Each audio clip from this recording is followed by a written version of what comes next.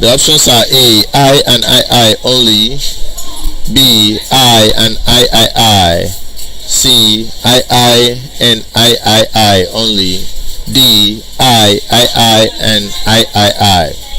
So which is the correct option?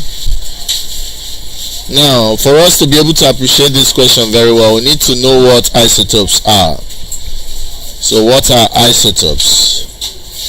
And we know that isotopes are, or is actually an existence. That's what isotope is. The existence of atoms. It's a phenomenon where atoms exist, and those atoms are of the same existence of atoms of the same atomic number. Atoms of the same atomic number. And whenever you hear the number atomic number,